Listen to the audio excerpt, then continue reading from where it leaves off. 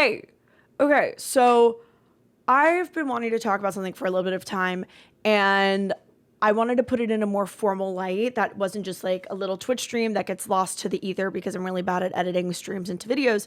So today we are going to be doing a little crafting with me session in which I'm going to be making my 1,000 subscriber plaque because I am making plaques for every power of 10. And you could see my 100 subscriber plaque right there. And so we're going to be making my 1,000 subscriber plaque out of perler beads. And I figured the crafting is going to need some interesting audio, but the audio is going to need some sort of visual. So 2 + 2 = 4. We're going to put them together. And I'm going to talk about my theory about the current job market in tech, and also why I no longer want to talk about jobs and job mentoring and how to get a job in tech. Let's do this.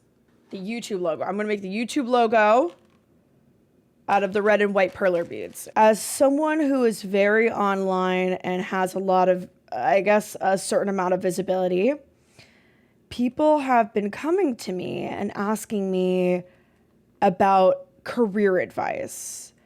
How to get a job, how to get a job in tech, how to get started, how to interview, but really just how like recommendations or how to get a job in tech.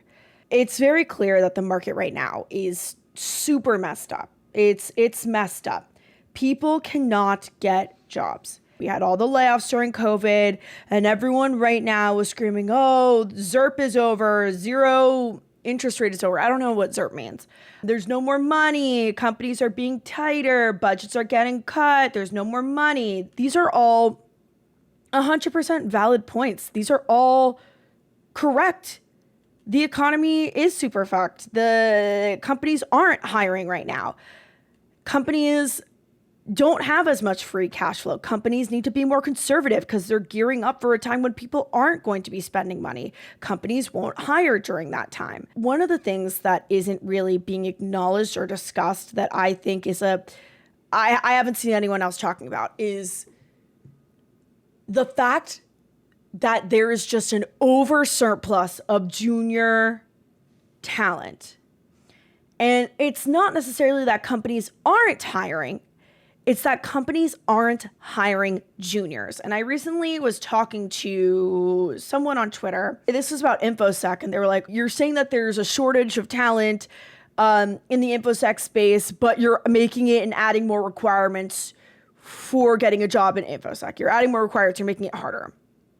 And that's not the point. There is a surplus of talent on the market. It's just not senior talent. Companies don't want to hire junior talent. And there's too much junior talent. Companies want people with years of experience because they don't want to spend the time to bring up juniors. And in this little like back and forth I had with this person on Twitter, they're like, oh, well, yeah, like, well, you know, there are so many companies who don't have like SOC, whatever they're called. Those companies aren't going to be hiring juniors to build an InfoSec team for them. Like, show me a company that'll hire someone with 0 years of experience to build a SOC team, and I'll eat a shoe. Like, not actually, don't actually hold me accountable. But it's the same idea as like, companies won't hire juniors. They're not hiring juniors. So companies that do hire juniors have this supreme excess surplus of talent available. I've heard from various hiring people that in the past 4 years, their numbers have gone from 10,000 applicants to 40,000 applicants. I know of a CEO who opened a software engineering role and had 20,000 applicants for a software engineering role. That's crazy. And they were saying like, yeah, the marketing internship had 1,000 applications. That's crazy. Like, really think about those numbers for a second. 20,000 applicants for a internship role. And this wasn't any big company, and don't take this anyway. This is not a judge about your company, but what I'm saying is like, this is just a regular startup. This is a startup. This isn't a well-known brand. This isn't like a household name. This is just a company. So what's going on? Why is no one talking about this? I will say this. I might not be right. Maybe I'm completely off base. And if I'm off base, tell me in the comments. But from what I observed It seems like a lot of people are coming out of education unable to get a job. They're coming out of higher education, not just boot camps, but higher education. They're coming out of college. They're coming out of degrees where they study computer science. They put themselves through the gauntlet for 4 years to get a good paying job, a job with good benefits, the whole 9 yards. So what's going on? It's because the market is, there's too many juniors on the market. And I don't like saying that, but why are there so many juniors on the market? Let's think back to all the people who are graduating college this year. The year is 2024. So what year were they born? 2000, 2001, 2002, 2003. Those are the kids whose parents went through Y2K, the dot-com boom, the 2008 stock market crash, the housing market crisis. And then that's just in 2008. So in the first less than 10 years of life of these new grads, they saw catastrophic explosions of the U.S. economy. They saw the U.S. economy explode multiple times. Their parents' generations were raised, oh, if you want a good job, you want a good life, you become a lawyer, become a doctor, you become an engineer. And not a software developer, but just like an engineer. Like, these are jobs that are always going to be there. These are the stable jobs. You want a good life that pays well. You become a doctor, lawyer, a banker, an engineer. These kids' parents, as they were growing up, saw this explosion of the economy. And then once these explosions calmed down, they looked around and they saw Facebook blowing up in 2012. They saw Google blowing up. And not in a bad way, in a good way financially. They saw Snapchat come to fruition. They saw all these tech companies come out with millions and billions of dollars, and seeing all these rumors and stories all about how these jobs are so cushy. They have amazing perks. They pay super well. They're super stable. They saw the internet grow and boom. So the parents of these kids, as they were growing up, instead of whispering, oh, become a doctor, become a lawyer, become a banker, they were like, study computer science. Computer science is going to be a good job. You should go into comp sci. Comp sci is going to be good for you. Like, you should be coding, code this, code that, which is great. Good. We love that. As those kids were approaching college, so they're about 12 years old. Now it's around 2012. As I said, Facebook's blowing up. All of these companies are starting to gain massive momentum in the US economy. In 2016, 2017, 2018, I don't exactly remember when this show started, but they started seeing Silicon Valley and the ridiculousness, and all the articles start to drop about, oh yeah, this is what it's like to work in tech.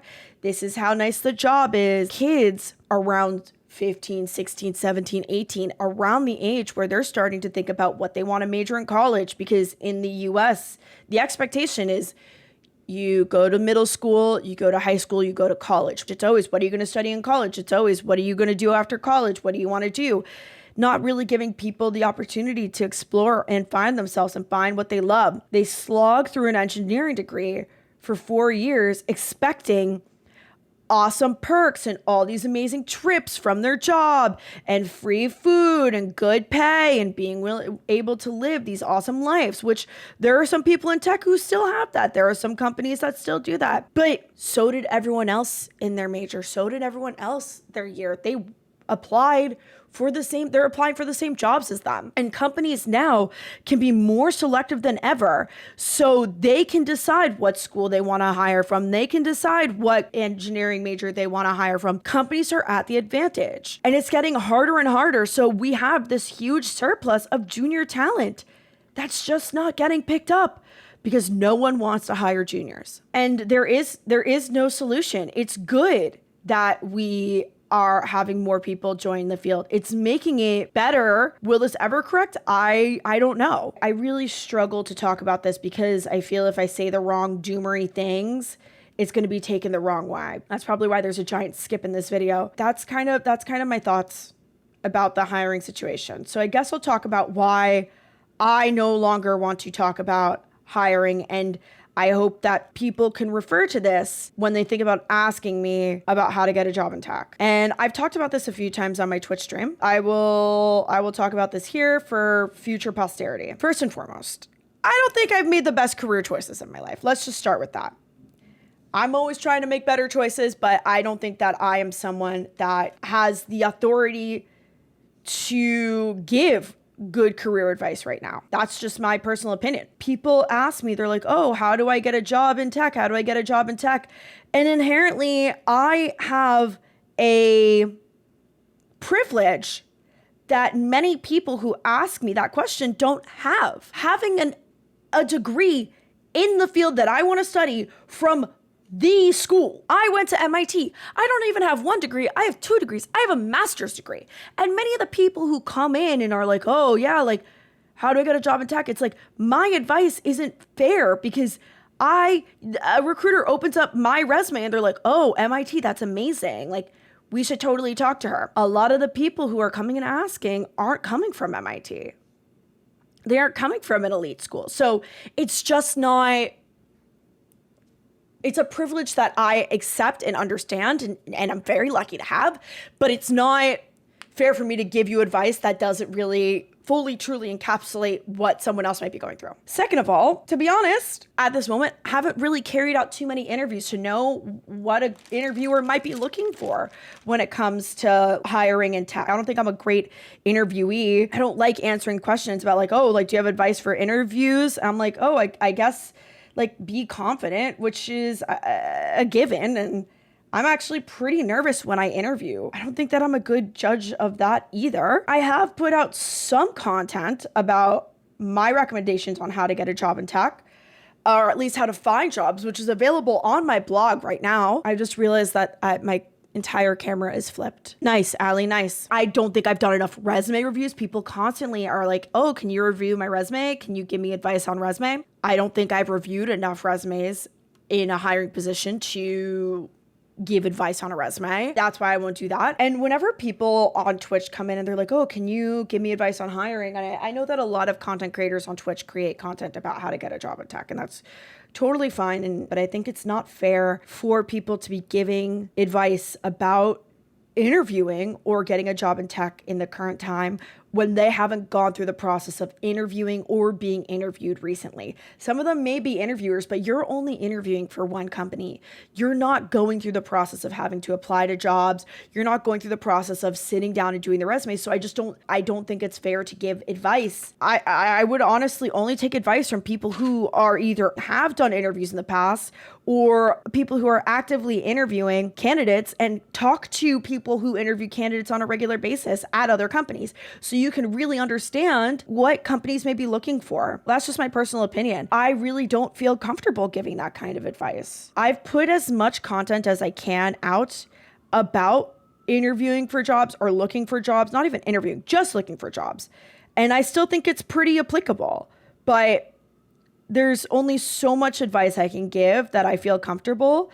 And I hope that people will be respectful about the fact that I don't want to answer these questions. That's the tea, sis. That's how I'm feeling right now. I will say this. In the wise words of Jackie Aina, who I will try my best to paraphrase, that's me today.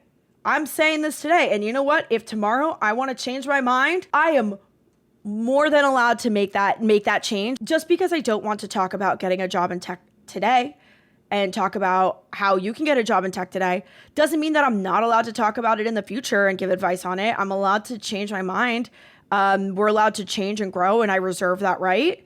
So thank you for being respectful of that. Also, my content has never really been about getting a job in tech or giving advice about how to get a job in tech. Sometimes I'll do leak code on stream, but that doesn't mean that I'm there to talk about how to get a job in tech. And asking me about how to get a job in tech inherently means that you don't know me, which is fine. I don't expect you to know me. I don't expect you to know my content if you're a first-time viewer, but just know that that's not who I am. That's not the content that I make.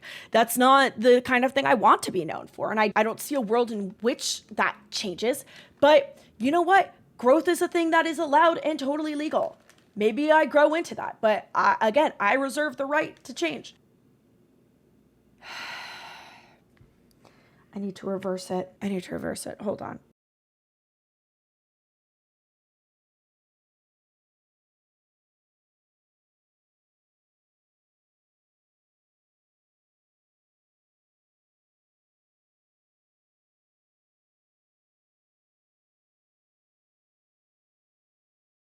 Da da da da. Here is da da da da. Here is my 1,000 subscriber plaque presented to Ending with Ali for passing 1,000 subscribers. I actually don't remember when I hit 1,000 subscribers exactly. I didn't really know what I was going to put it on, and I clearly ran out of glue because this cardstock keeps coming off. But I did my best, and I'll hang it up. And this is my 1,000 subscriber plaque, and maybe one day I'll get a hot glue gun and actually glue things down.